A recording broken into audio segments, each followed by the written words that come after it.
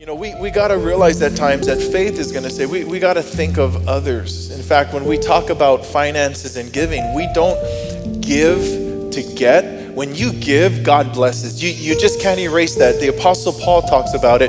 If you plant sparingly, there's a small harvest. If you want a big harvest, plant big.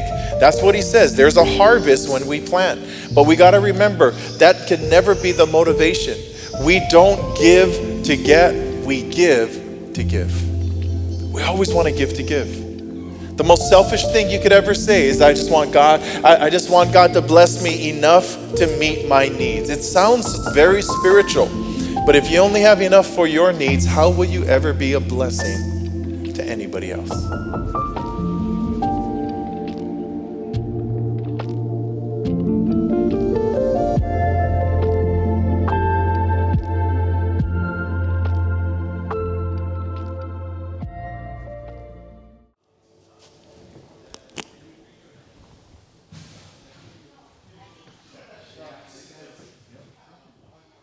In actual Hilo area would be New Hope, if I'm not mistaken. And that was maybe 34, 35 years ago.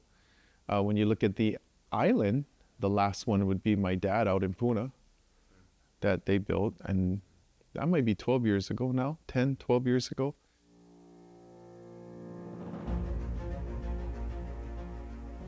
My dad has always been a builder. When he was young, he started was as a laborer in construction on Oahu. When I look at my life, that's the legacy I came out of, just realizing it can be built, it can be done. So it was never a question if we could do it. The question was, when do we start?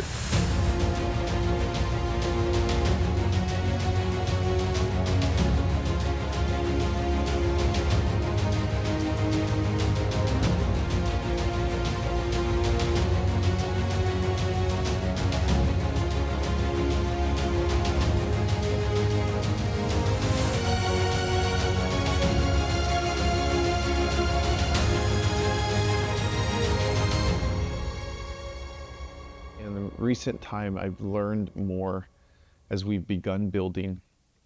I didn't realize the bodies of those missionaries are buried right in front of this property. In a way, it's like our church is overlooking the graveyard and Hilo town and Hilo Bay. And these are the forefathers and mothers that have gone before and labored and made really a part of what this town is. It's because of what they did, and it caused that growth and spiritual awakening that didn't only stop here in Hilo, but it swept throughout. So in securing the property, we got in 2008. We went again back and forth. Are we going to keep it? I thought we'd go somewhere else, and we decided to keep it. We had the original plans. They were a lot smaller, and then went bigger, and then got financing approved. And you just feel this huge swell of faith, like, all right, we're going to get started. And what had happened is we were getting ready, and then we had the pandemic. The challenge in that was nobody's coming to church. And then we had the supply chain issues. I mean, nobody was working, and it's already hard being here in Hawaii, isolated. Everything has to be shipped over. The third thing was the cost of everything shot up. So I called the bank thinking, well, we're already approved, everything's gonna be okay. And it was there on the phone call that they said, well, now that there's an increase in pricing, we are gonna have to require you to finance another $1 million.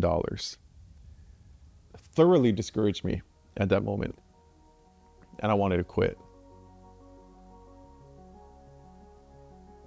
People will think God's faithfulness means that he takes us out of every problem or causes us to avoid problems. And so when we go into situations that are beyond our control, then we wonder, God, where are you?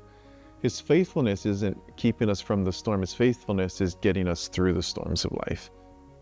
We went ahead, filed what they wanted, and we got the increase in financing. But then heading where we break ground, we get to 2021, and now here we are trying to build in the pandemic that wasn't over, and it wasn't going to be over soon. So then supply chain issues, people not working, people not returning phone calls, people not returning emails, just no workers. And so the year 2021 is basically a wash. So it was just these crazy up and downs. You know, what is fishing all about is fishing. Fishing's is not about nets, it's about fish. That's the goal, it's fish. But you got to use the net to catch the fish. And I just look at the building and I'm trying to paint the picture. It's our net. This is our net. This is what we're using as a net to catch people. Can't take anything with us to heaven except people. The only thing we can bring are people. And so everything that we invest into that is people's whose lives will be changed. Yeah, I hate to almost sound, I don't know if the word would be cliche. Of course, prayer. We need prayer, and we know that. And keep giving. Those are the two things. It's how this is going to happen. We have to do all that we can to reconcile people with a God who loves them. And so to have a heart of knowing, if you're going to be part of Rise Church, we're going to keep believing. We'll keep stretching. We'll keep growing. And just let God work in us, be surrendered to Him, so we can see people's lives touched in Jesus' name.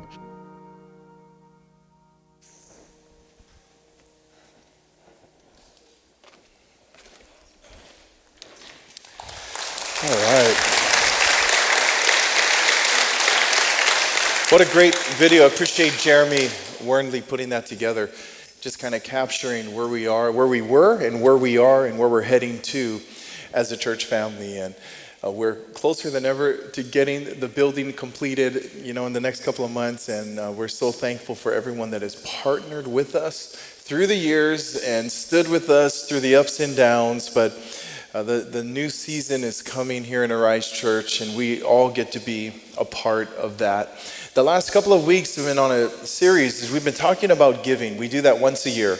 And just talking about our finances and how it's important in our life, the way that we handle it and the way that we use the money that God has given to us. And so I thank everybody for sticking through with that and learning more. Those of you watching online, for tuning in with that. But today's the last one.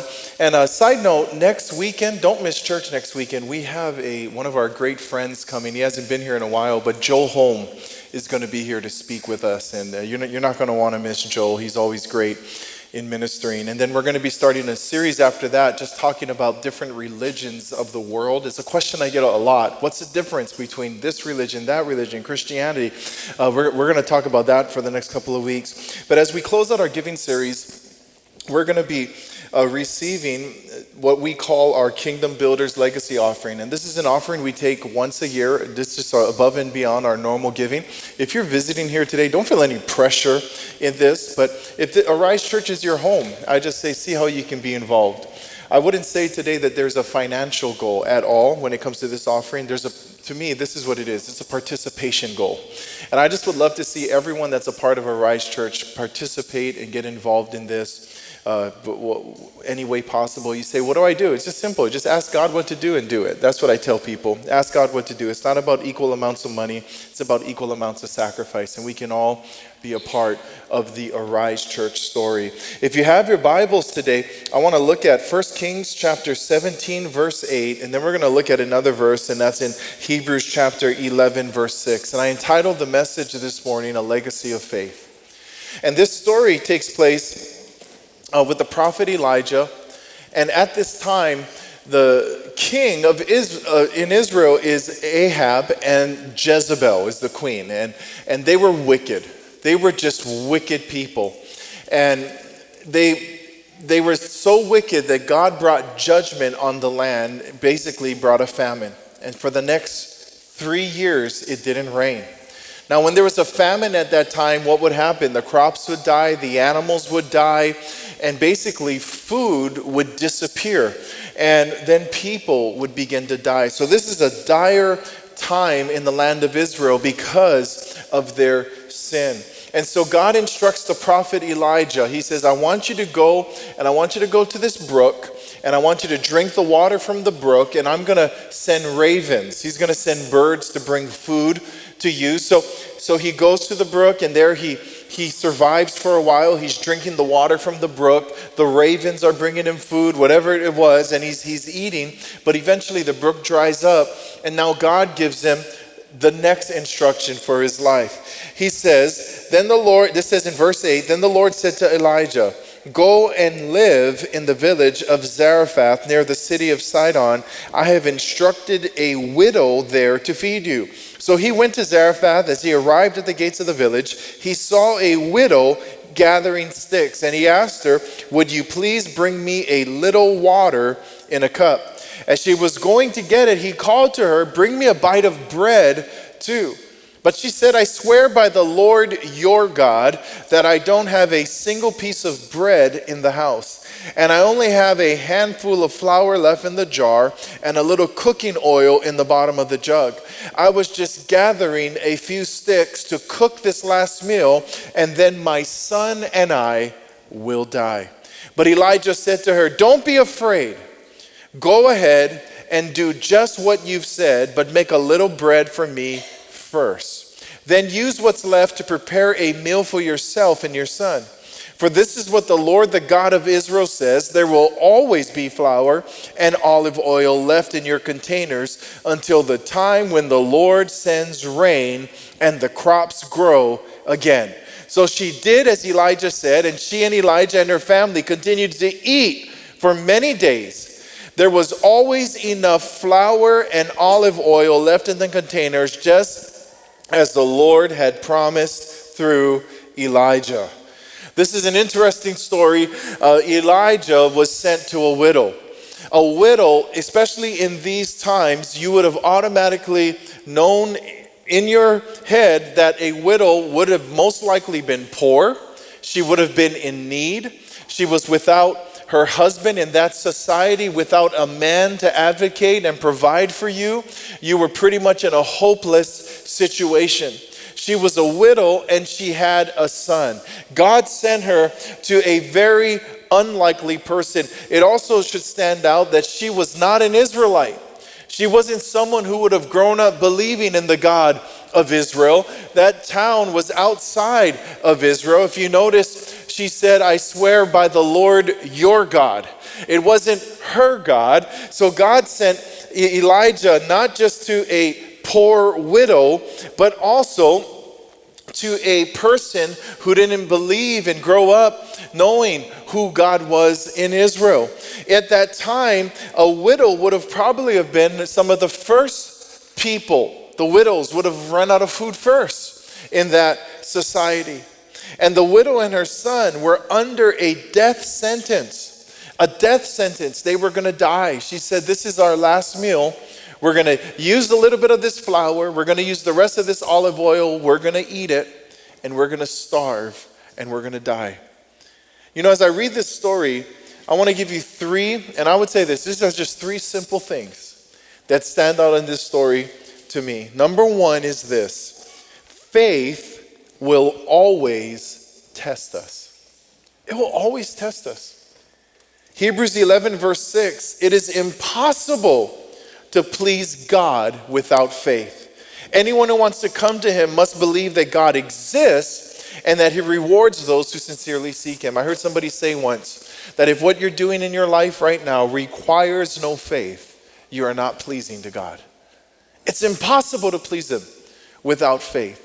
And God is calling us to live that life of faith. Elijah, as he goes and he sees the widow, he tests her first by saying, bring me a little bit of water. Even at that time, water was scarce. Bring me a little bit of water. And when she was willing to get the water, he says, bring me some bread also.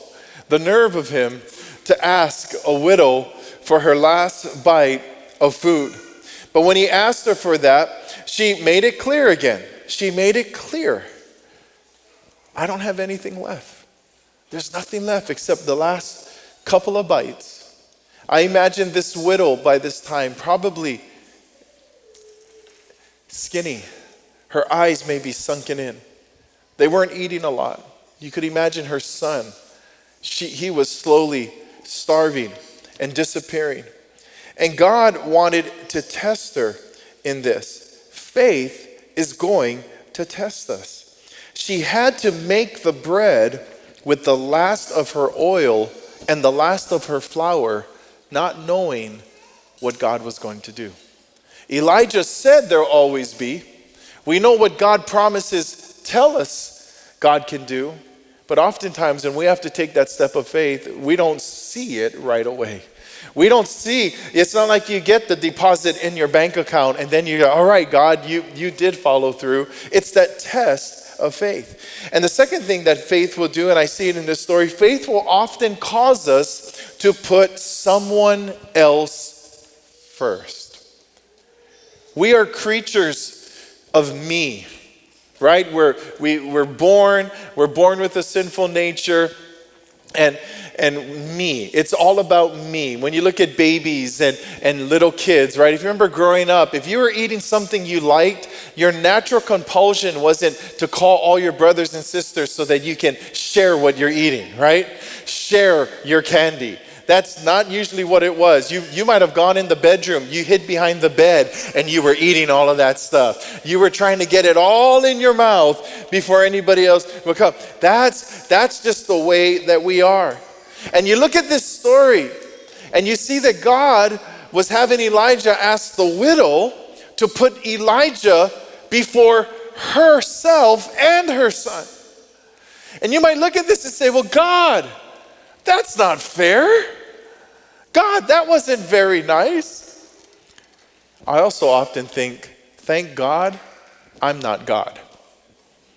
Because if I was God, I'd probably do a lot of things differently than God would have done it. I would look at this situation, and this is what my natural mind thinks. I need to feed my prophet. I need to feed Elijah. I need to keep him alive. Well, let me find the rich family. Let me find the people that have a lot of food. Let me find the people whose kids are not starving and going to bed hungry, because they can feed their family, they can feed their kids, they can feed all they love, and then they'll have enough left over for Elijah. How many think that makes sense? That makes sense, right? I mean, that's just how I look at the situation. But God found the woman who had her last bite. God found the woman who was hungry, the woman whose son was starving, the woman who was under a death sentence, that her plan at that very moment is, we're going to take our last couple of bites and we're going to die together. And God goes to her. And it was that woman that had to make the decision whether or not she was going to put Elijah before herself. That's a step of faith. That's a step of faith. And we think, well, that's not fair. But can I tell you why God did it? God didn't want to just keep Elijah alive. He wanted to keep the widow and her son alive. If Elijah would have gone to a family that had more than enough, do you know what would have happened? That widow would have made that bread, they would have ate that bread, and they would have died. But because he went to her and he asked her, and she said yes, and she put the prophet before her, and they gave the last that they have, God provided for her and her family until rain came back. She lived because of the opportunity that came her way. She said yes. You know, at times we might think, well, I shouldn't ask them to do this. I shouldn't ask them to do that. They don't really have a lot. You know what you actually might be doing? You might be robbing them of their blessing. If Elijah would have asked anybody else, he would have robbed the widow from the blessing of life for her and her son. The blessing came because she said, I'm going to put them first. Put them first. And at times we're going to feel that pressure of putting somebody else first in our life. But you know, that takes faith. It takes faith. You know, some years ago, we had a family in our church, and they were going through marital difficulties, and they separated, and the mom left and took all the kids to the mainland, and they worked it back out, and she came back, but the kids were stuck there because they just didn't have money to fly the kids back. So the kids were there with the grandparents, and they were here trying to work it out. And I remember that time because it was around like this time, Christmas time. And I heard about the situation and the story. And I remember I went to a couple of people in the church and I said, look, don't feel obligated, but would you be interested in giving something to help fly the kids home? And of course, I'm not going to ask anyone to do what I'm not willing to do. And I talked to my wife about it, and we went to our kids. We sat our kids down, and we said, look, it's Christmas. But he explained the situation. They knew the kids. They knew the family. I said, look, this is what's happening. They're trying to work it out. And I'll let you guys decide, because we don't have unlimited resources. And I simply said this: we can either use this money and we can buy you guys presents, and that's fine, or I'll let you decide if you want, and we don't buy you presents and we don't do any of that, but we give all of that present money and we give it to them so they can buy their tickets. I said, you decide. And to my pleasant surprise, all of my kids, they didn't hesitate. They said, let's bring the kids home. Let's bring them home. And so we were able to give, and other families gave, and we were able to come and, of course, surprise them, with the kids coming home. And my kids got to see it, and the other families there. And there was no regret. There was no regret in putting somebody else first, in taking that step. And really what I say, a step of faith. And you know what? My kids are still blessed. God still provided in their life. We got to realize at times that faith is going to say, we got to think of others. In fact, when we talk about finances and giving, we don't give to get. When you give, God blesses. You just can't erase that. The Apostle Paul talks about it. If you plant sparingly, there's a small harvest. If you want a big harvest, plant big. That's what he says. There's a harvest when we plant. But we got to remember, that can never be the motivation. We don't give to get. We give to give. We always want to give. The most selfish thing you could ever say is, I just want God to bless me enough to meet my needs. It sounds very spiritual, but if you only have enough for your needs, how will you ever be a blessing to anybody else? How will you ever bless anybody else if you only have enough? I think about the building we're building right down the street, and I can't wait. When we get to move in, it's going to be exciting. But why is that building there? It's because there have been people in our church that have been blessed beyond just meeting their own needs. They've been blessed so that they could give to that building. And when that building's done, there are going to be people that never gave $1, people that had never even stepped foot in our church that are going to step foot in that place, and their life's going to be transformed because of the generosity of people here in our church. And I tell you what, when we were making that video, I was sitting, we have stadium seating, and we were sitting up on the top, and I was just imagining the place full of people.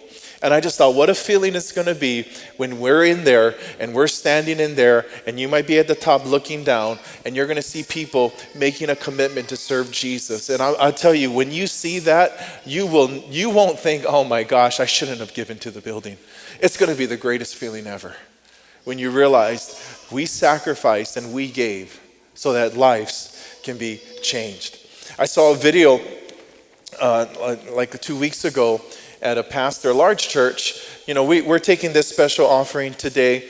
A lot of churches do that during this time. And this pastor basically went up in front of his church. And God tells different people different things. So I'm not saying what he's saying is wrong. But he went up in front of his church and he just said, look, there's a government shutdown. The economy's not good. People aren't working. People aren't getting paid. People are losing their jobs. This, and that. And he just said, we're supposed to have this offering. And I decided I'm canceling the offering. That's fine. But I remember hearing that, and I remember thinking to myself at that moment, first, wait, should we still do it? And then the second thing, right away, I thought about this story. When it comes to giving, honestly, taking even an offering, is there really ever a good time? Think about it. There's always something happening. I don't think there's ever a convenient time to do anything. And I thought about this story, how God sent Elijah to the most unlikely person, to the person in poverty. Why? Because actually, she needed the miracle more than he did. She needed the miracle. I remember thinking that. I said, boy, we can't cancel it. We can't stop in this moment because it's an opportunity for people to exercise their faith, even in these times, to put other things first and stretch our faith. And here's the third thing, the last thing, and the worship team can come up, is that our faith, it leaves legacies. Why are we still talking about this widow who wasn't an Israelite, who didn't grow up knowing about Jehovah God? She wouldn't have known of any of those things, and yet God decided to use her. Why are we still talking about her? I'll tell you why. Her faith created a legacy. Her faith, when she obeyed Elijah, there was a legacy that was created, and we're talking about her today. The woman who anointed Jesus, she took that bottle of perfume, over a year's worth of salary. It was extravagant, and she broke it on his feet. Remember, they tried to stop her, and he said, leave her alone. And this is what Jesus said. They're forever, they're going to talk about this woman. They're going to talk about what she did. Why? She was extravagant in her giving. It was her faith, and it created a legacy. And I want to tell you today that our faith creates a legacy. Some of us, we're different ages. There's some old, some young. I'm getting older. Old and young, but no, whether you're old or young, we don't know when our life will end. You could die next month. You could die today. I hope nobody dies today, but you could. You agree with me, right? We don't know. We just don't know when life is going to end. And when our life on earth ends, what's left? It's the legacy that we leave. And we have people that have been sowing, people that have been giving into the building. That's a legacy. It's a legacy that my wife and I, we have sown, we've given thousands of dollars. And as we have sown into that, because I'm not going to live forever if Jesus doesn't come back, when we die, we've sown our life. Because here's the reality. You can't take as much money as you make. You can never take your money to heaven. You can't take anything with you to heaven except for one thing, and that's people. It's the only thing that we can take to heaven, that legacy. You know, we had the church property, and then there was the house and the warehouse next to it. And we've told this story, but just real quick, they went on the market. It wasn't ours. It went on the market, and the church couldn't buy it. We got creative. Myself and someone else in the church stepped up with me, and we bought that property there until the church can buy it from us, which is the plan. But we bought that property there, and at the time we had sold our house and we were renting, but we sold our house with the thought of, hey, let's just be ready financially in case we need to help. And so we were able to buy that. But what that meant is buying that property is we had to move into that house. And so we moved into the house. In the beginning, my wife, she's like, didn't want to move in the house. She don't move there. The house is kind of old, all right? We fixed it up, but it was not exciting in the beginning. Let's just put it that way. And so we fixed it up. But this is one of the things she used to say. She was like, oh my gosh, I don't want to live there. I don't want to live by the graveyard. I don't live by the graveyard. And I used to tell her, they're the best people to live next to. Best people. They never complain. I mean, we were in a neighborhood that was so tight, and you know, you'd have getting little things with neighbors and all this stuff, and we moved there, and it was so great. I told her, I said, honey, we could stand in the driveway at 2 a.m. in the morning and scream at the top of our lungs, and nobody will say anything. Nobody cares. And so we moved in there, and you know, we're surrounded by dead people and all that. And we're there. And I love walking, and that's one of the things I do, walk downtown a lot. And so one morning I said, I'm going to go walk, and I'm walking downtown, and I go out on Pono, Hawaii, and I cut into the graveyard, and I'm walking on that little road just to cut down, come out on that road.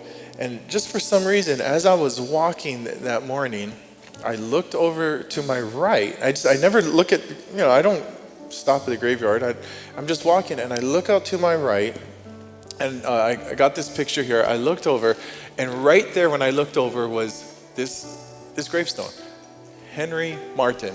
Some of you know him. If you're part of the OG here, Henry was a part of our church. Even before the Hilo church started, he was coming, and we were in the warehouse, and then we were in the mall. Henry was there. An older guy, strong guy. Like, he was telling me the story when he had his heart attack. He was like 60 or something when he had his heart attack. And he goes, yeah, I got it in Spencer's gym. He's like, I was bench pressing the 80-pound dumbbells. I'm like, what the heck, right? At that time, I was in my 30s, and I'm not even touching the 80-pound. That's how strong he was. And so this is a big guy, and he was just a guy that he would take a bullet for you. That was Henry. And he used to be like our assistant. And sometimes you just intimidate people. He thought, anybody's going to mess with us, Henry would have took him down. And he loved the church. He loved us. We loved Henry. And Henry, I saw his grace because we didn't know what happened to him. If you saw, he passed away in 2022. And, during that time, they just didn't have funerals. And he had gotten older and dementia. And we didn't know of his extended family. And during the pandemic, we're disconnected. And then we heard he had passed away. And we never knew where he was buried. And some people would ask me at times. And as I walked by, I looked.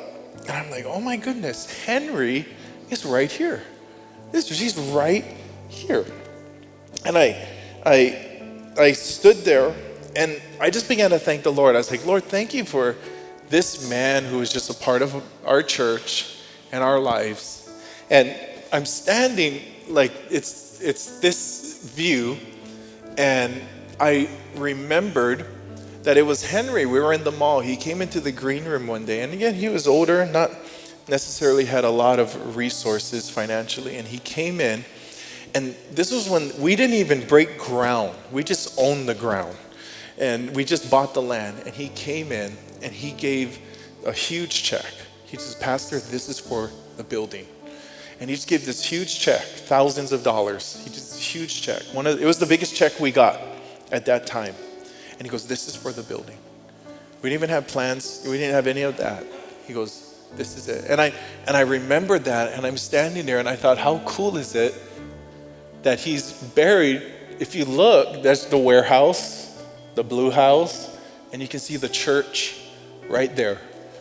And I stood there looking at it, and I realized that although Henry is no longer with us here on earth, his legacy is right over there. It's right there.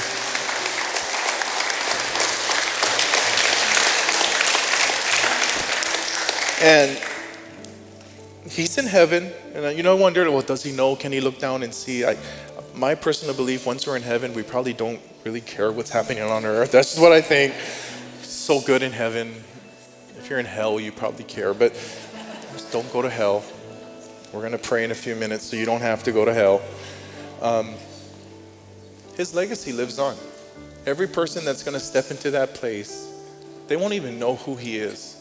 But because he gave, it's part of his legacy. It's part of his, I would even say this, it's part of his reward in heaven. That when we stand before the judgment seat of Christ and we receive rewards, not for our salvation, but for what we've done. Where God basically, this is what Jesus is going to ask us. What did you do with the gifts I gave you? That's the judgment seat of Christ. They're rewards. As the Bible tells us. It's a part of his legacy. And us here today, we can be a part of that legacy. A lot of you are. You've already given. But maybe today God is just speaking to you to do something. Again, if you're visiting, I don't want you to feel any pressure. And we're not passing a bucket or anything like that, so don't worry. But just say, God, what do you want me to do? And do it. And so you got these cards. This is our pledge cards. Don't put your name on it. We don't want to know your name. Again, this is between you and God. But for some, you might just want to give an amount today. An amount, you can do that. But for others, it might be, hey, over the next 12 months, this is what I'm going to do. Over the next 12 months, I'm believing God that I'm going to do this amount. Maybe you don't even have it all yet. Like, this is what I'm believing God for. You can just write that in here. It just lets us know what people are believing for. We'll pray with you. We'll believe with you. But again, we don't need to know your name. Keep it between you and God, because I don't want you to feel pressured. You can break the bottom one off, put that there, but maybe it's the top one. Put it on your refrigerator. Keep it where you are. So give. I talked to my wife already, and I said, honey, this is what I feel God's wanting us to do. And in the first service, I just gave it. I just sold that. You can get an envelope in the back, or you go online. We have the QR code that comes on, and you can choose the designation that says Kingdom Builders and just sow into that. What's that offering going for? Our Kingdom Builders offering that we take once a year is the projects that we do. A big part of it's our building, but we're going to take some of it to give to some other ministries also, and just want to sow into some other things that God's doing, and just to have a kingdom mindset of what God is doing through our life. So this is an awesome opportunity that we have today. You know, maybe you want to pray about it, and you anytime you want to jump in on that and you want to sow, you can. I'm a firm believer, though, that we should never be giving out of guilt, compulsion, but really to give out of a heart of gratitude. Gratitude. We're giving because we're grateful for what God has done